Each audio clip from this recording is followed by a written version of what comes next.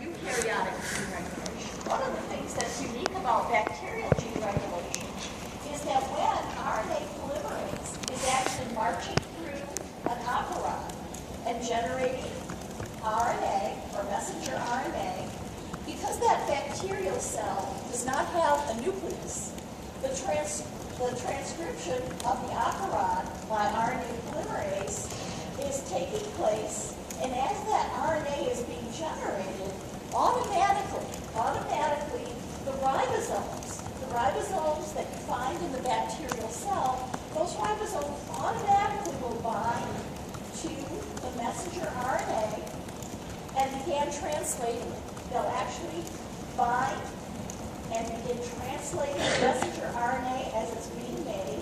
And what's interesting also is along with the RNA, more ribosomes are going to pile on and begin generating polypeptides from the messenger RNA.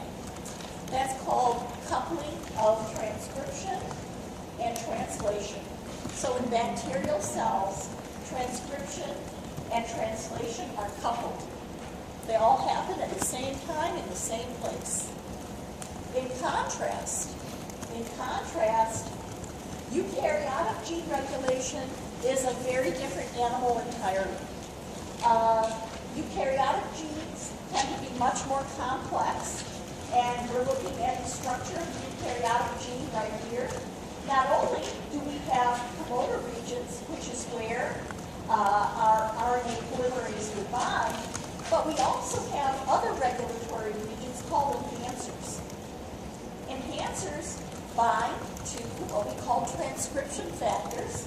So enhancers bind to transcription factors that will actually activate the transcription factors that are bound to the promoter, and then RNA polymerase will bind and transcribe the eukaryotic gene.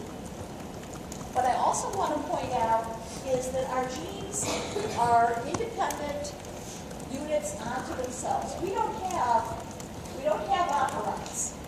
Seems like we should, but for whatever reason we don't.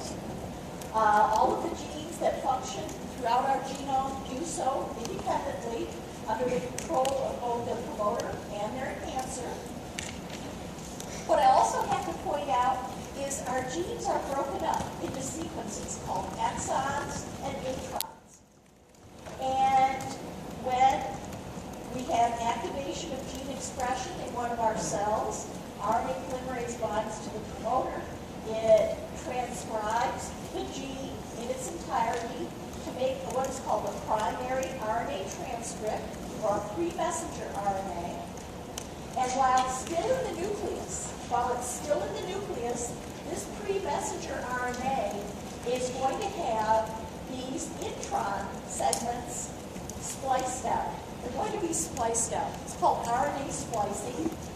It only happens in eukaryotic cells. It's not something we find in prokaryotic cells. And it happens in the nucleus.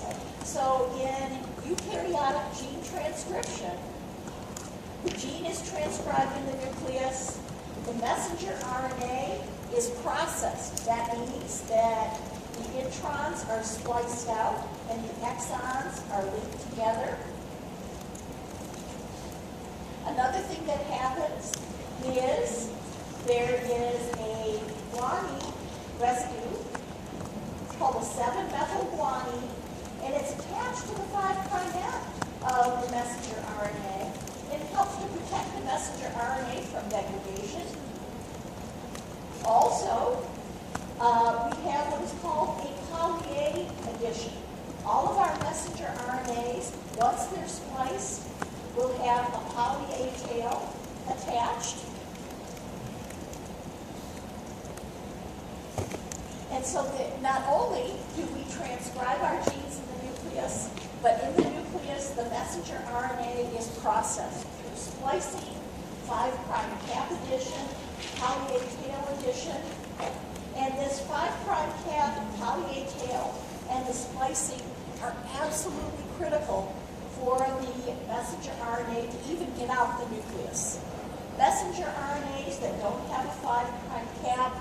messenger RNAs that do not have a poly A tail, or if they're not spliced, if they don't have their intron sequences removed, those messenger RNAs will not make it out of the nucleus, and what will happen is those RNAs are going to be rapidly degraded within the nucleus, and then the gene has to be transcribed all over again. Okay? Does anybody have a question, or can I repeat anything? Question? You said that if one of the 5' or 3' is missing, it wouldn't function properly, and then it would have to go all the way back or something? Well, no, what I said was that in the nucleus, not only do you have to have the intron spliced out, then the 5' cap has to be attached to the 5' end of the messenger RNA. A poly A tail has to be added to the 3' end. And if you don't have this, then the messenger RNA itself will be degraded, just chopped back up into nucleotides. And then the cell can go ahead and transcribe the gene all over again. And it will function independently, right? Yeah, absolutely. Anything else I can explain or repeat? Are we okay? All right. So what I want to touch on today is also how these enhancer sequences work. So for most of our cells, in eukaryotic cells, we have two different kinds of genes. We have genes that encode what we call housekeeping proteins. Genes that encode housekeeping proteins are genes whose protein products are absolutely necessary for the day-to-day functions of the cell. So can anybody give me an example of what would be called a housekeeping protein? That's absolutely critical for the life of the cell, that the cell would die without it, no matter what kind of cell it is. Anybody? What? I can't hear you. A transport, well, some transport proteins. How about ATP synthase? How about that one? Would that be a housekeeping protein of the mother of all housekeeping proteins, right? ATP synthase. That would be a really good example of a housekeeping protein. It has to be expressed in all cells for just the cell to be able to survive. That's called a housekeeping protein, and it's transcribed from a housekeeping gene. What's interesting is housekeeping genes don't usually use enhancers. They don't usually use enhancers. They simply have promoters that are constantly open and on and being transcribed. The genes are constantly being transcribed again because it's critical for the cell to remain alive. Okay? However, most of our cells have a whole series of genes that are expressed that are only expressed in certain cell types. For example, the cells in your liver actually express liver-specific proteins. The cells that function in your kidneys will express kidney-specific proteins. The cells that make up the retina in your eyes, those cells have retinal-specific proteins. And so for tissues or cell-specific protein, that's called a tissue-specific gene. Tissue-specific genes use enhancers. So housekeeping genes are generally just regulated from a promoter binding the RNA polymerase. A tissue-specific gene will use an enhancer. The enhancer, in tissue-specific genes, the enhancer will bind to transcription factors that are known as activators. Then, what's interesting also is enhancer elements that are driving expression of tissue-specific genes. These enhancer elements can be up to 1 million bases away from the gene that they actually control.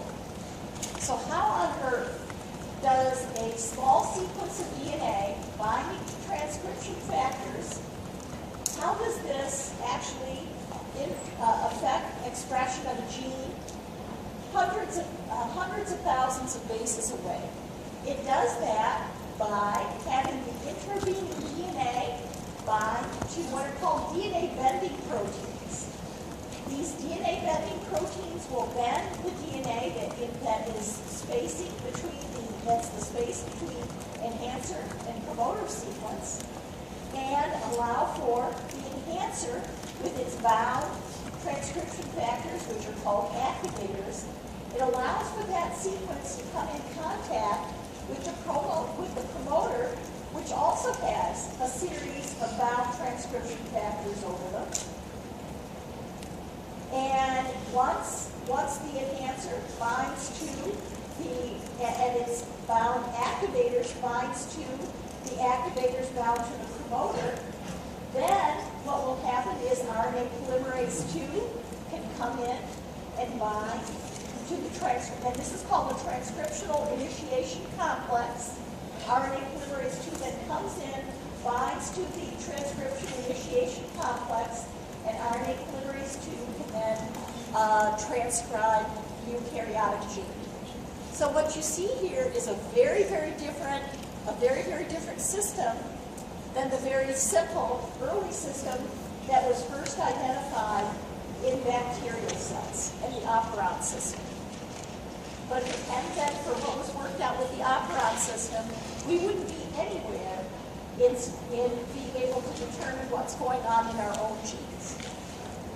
What I also have to tell you is that there's another mechanism that our cells will help use to help regulate gene expression, and that's DNA methylation. In our DNA, we have one modification, and it's methylation of the cytosine bases in our DNA. We're looking at the base segment of cytosine, and it is methylated at this position here. It's called 5-methylcytosine. This is 5-methylcytosine, and it's the only modification that's found in our DNA. What's interesting is when you add methyl groups, and you add methyl groups to the cytosines in a promoter region. So when you add methyl groups to the cytosine residues in a promoter region of a gene, what will happen is these methyl groups first, and then none of this is in your book, those methyl groups will interfere with transcription factor binding to the DNA. These methyl groups actually interfere with transcription factor binding. Also, the presence of these methyl groups causes a change in the structure of the DNA so that it's no longer accessible to RNA polymerase II, and the gene is no longer expressed. So I'm going to say this again.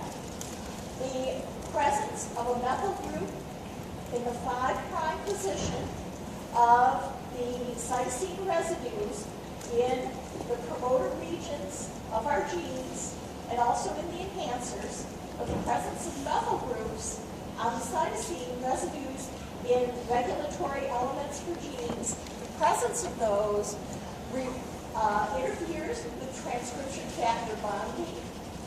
It also will change the structure of the DNA, and I'll go into this in much greater detail in a later lecture, but it changes the structure of the DNA so that it's no longer accessible to RNA polymerase II. And a very good example that was studied in our own genes was the globin gene expression. So up until you were about 6 weeks gestation, you're just a wonderful little embryo at this point.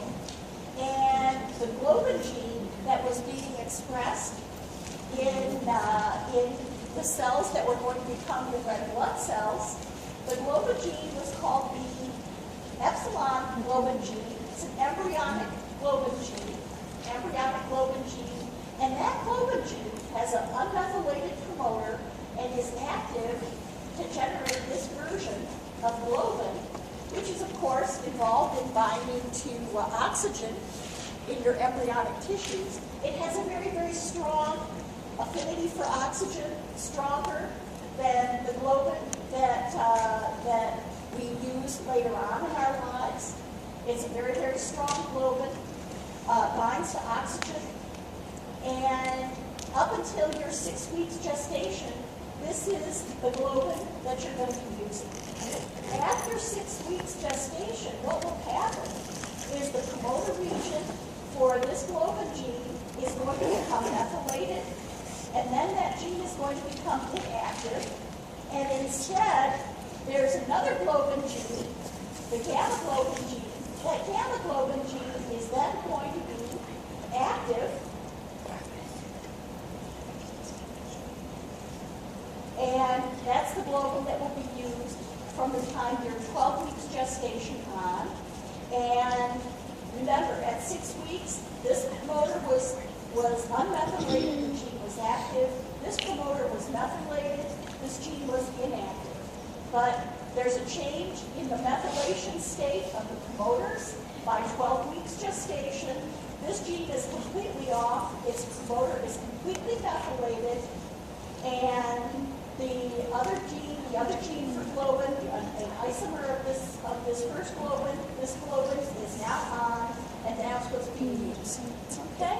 So this is an example in studying eukaryotic gene expression, especially in our own cells. And I think you've had all you can stand for today.